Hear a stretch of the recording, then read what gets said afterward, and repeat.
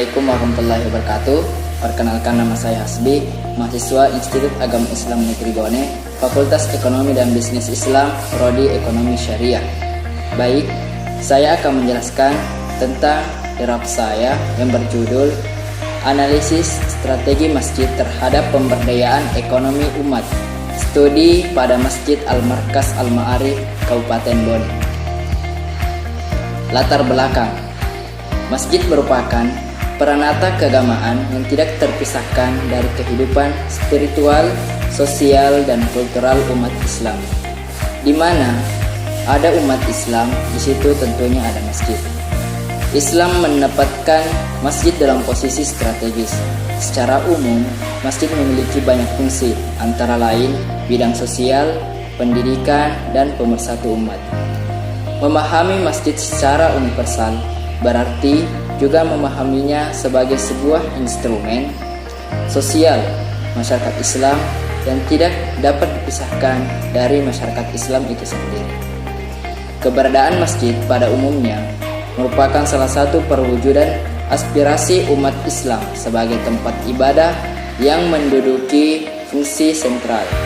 Mengingat fungsinya yang strategis, maka perlu dibina sebaik-baiknya, baik segi fisik, bangunan maupun segi pemakmurannya. Pada masa Rasulullah, masalah sosial tentu tidak sedikit. Karena itu, banyak sekali sahabat Rasul yang memerlukan bantuan sosial sebagai risiko dari keimanan yang mereka hadapi dan sebagai konsekuensi dari perjuangan.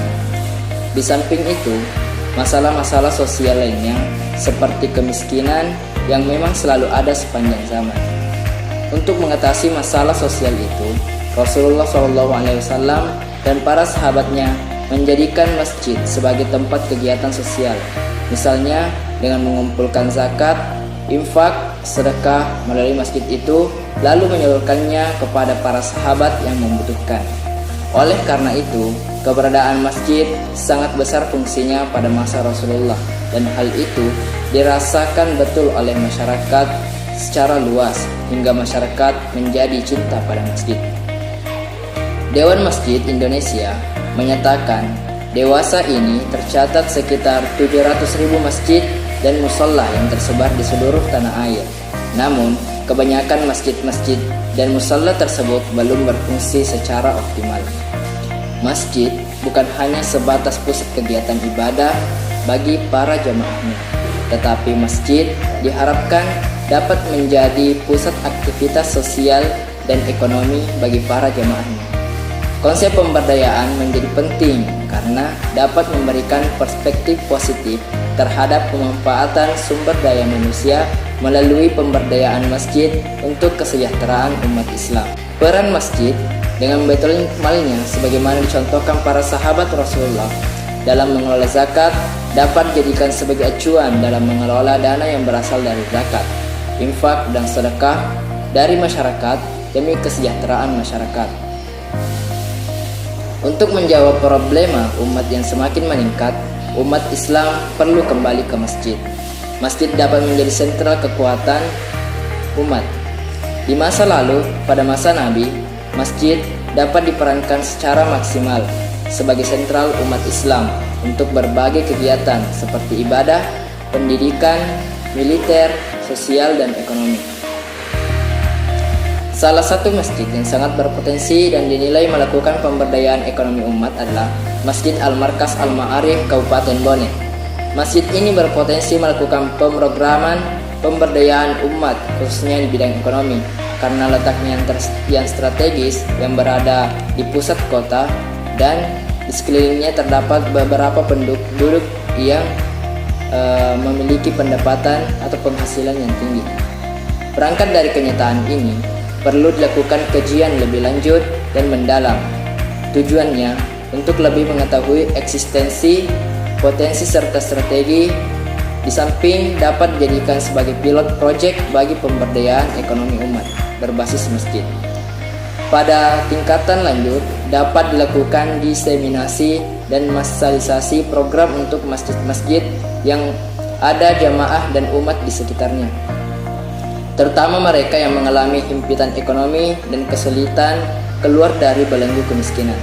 Terdorong dari permasalahan di atas, penulis mencoba untuk menyusun sebuah tulisan dalam bentuk skripsi dengan judul Analisis Strategi Masjid dalam Pemberdayaan Ekonomi Umat. Adapun rumusan masalah yang diangkat pada draft ini yaitu potensi yang dimiliki Masjid Al-Markas Al-Ma'arif dalam pemberdayaan ekonomi umat. Yang kedua, bagaimana konsep strategi pemberdayaan ekonomi umat oleh Masjid Al-Markas Al-Ma'arif Kabupaten Bon. Tujuan dan manfaat penelitian. Yang pertama, tujuan penelitian berdasarkan uraian latar belakang dan pokok masalah yang diangkat, maka tujuan dari penelitian ini adalah sebagai berikut. Yang pertama, untuk mengetahui potensi yang dimiliki Masjid Al-Markas Al-Ma'arif dalam pemberdayaan ekonomi umat. Yang kedua, untuk mengetahui konsep strategi pemberdayaan ekonomi umat oleh Masjid Al-Markas Al-Ma'arif Kabupaten Bone. Kegunaan penelitian.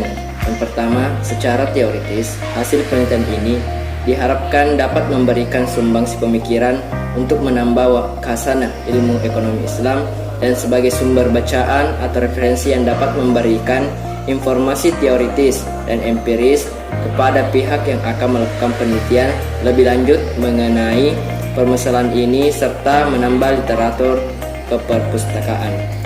Yang kedua, secara praktis, masalah penelitian, hasil penelitian ini diharapkan dapat memberikan masukan maupun gambaran bagi peneliti lain untuk mengetahui lebih dalam mengenai strategi pemberdayaan ekonomi umat oleh Masjid Al-Markas Al-Ma'arif Kabupaten Bone. Teknik pengumpulan data. Adapun teknik yang digunakan oleh peneliti kali ini yaitu yang pertama menggunakan teknik observasi. Metode observasi ini digunakan untuk menghimpun informasi berbagai macam keterangan atau data yang dilakukan dengan cara melakukan pengamatan mengenai kegiatan operasional Masjid Al-Markas Al-Ma'arif. Kemudian yang kedua, menggunakan teknik wawancara. Dalam penelitian ini, metode ini digunakan untuk mendapatkan informasi penting dari pihak perusahaan tentang strategi pemberdayaan yang diterapkan Masjid Al-Markas Al-Ma'arif. Yang ketiga, ada teknik dokumentasi, yaitu metode dokumentasi dalam penelitian ini digunakan untuk memperoleh data-data secara tertulis yang terkait teknik analisis data strategi pemberdayaan yang diterapkan oleh Masjid Al-Markas Al-Ma'arif. Dalam menganalisis data-data yang telah dikumpulkan, maka diperlukan alat analisis. Alat analisis yang digunakan dalam penelitian itu ada berbentuk deskriptif analisis, yaitu bertujuan untuk mengembangkan atau meringkas berbagai kondisi, berbagai situasi atau berbagai variabel yang timbul di masyarakat yang menjadi objek penelitian itu. Kemudian menarik ke permukaan sebagai suatu ciri atau gambaran tentang kondisi, situasi maupun variabel tertentu. Analisis yang pertama yaitu menggunakan data reduksi. Langkah pertama yang dilakukan adalah dengan reduksi data.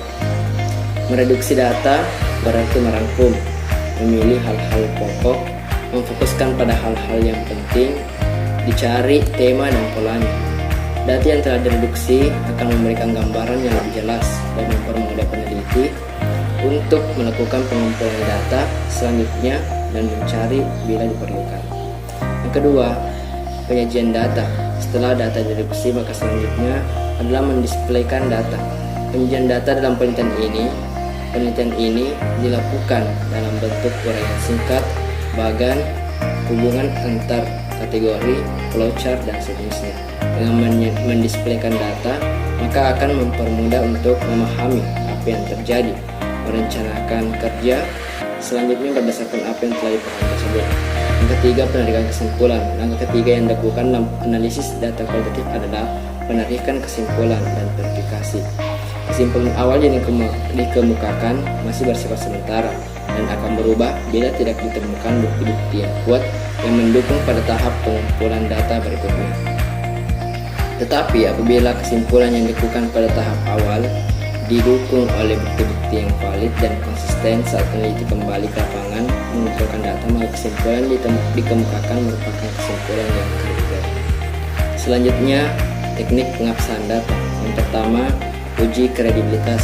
Dalam penelitian kualitatif, uji kredibilitas data atau kepercayaan terhadap data hasil penelitian dapat dilakukan dengan berbagai cara, antara lain dilakukan dengan perpanjangan pengamatan, peningkatan ketekunan dalam penelitian, triangulasi, diskusi dengan teman sejawat, analisis kasus negatif, dan member check. Namun dalam penelitian ini hanya menggunakan beberapa cara yang dilakukan untuk menguji kepercayaan data hasil penelitian sebagai berikut. Yang pertama, triangulasi. Triangulasi dalam pengujian kredibilitas ini diartikan sebagai pengecekan data dari berbagai sumber dengan berbagai cara dan berbagai waktu. Dengan demikian, terdapat triangulasi sumber, triangulasi teknik pengumpulan data, dan triangulasi waktu.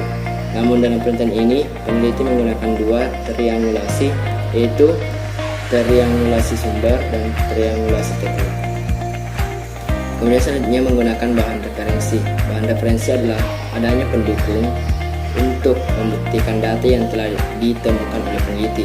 Untuk itu, dalam penyusunan laporan, peneliti menyertakan foto atau dokumen otentik sehingga hasil penelitian menjadi lebih cepat dapat dipercaya. Kemudian, mengadakan member check. Member check adalah proses pengecekan data yang diperoleh peneliti kepada pemberi data dengan tujuan untuk mengetahui seberapa jauh data yang diperoleh sesuai dengan apa yang diberikan oleh pemberi data. Kemudian, yang kedua, uji transferability. Ini merupakan validitas eksternal dalam penelitian kualitatif. Validitas eksternal menunjukkan derajat ketepatan atau dapat diterapkannya hasil penelitian ke populasi di mana sampel tersebut diambil.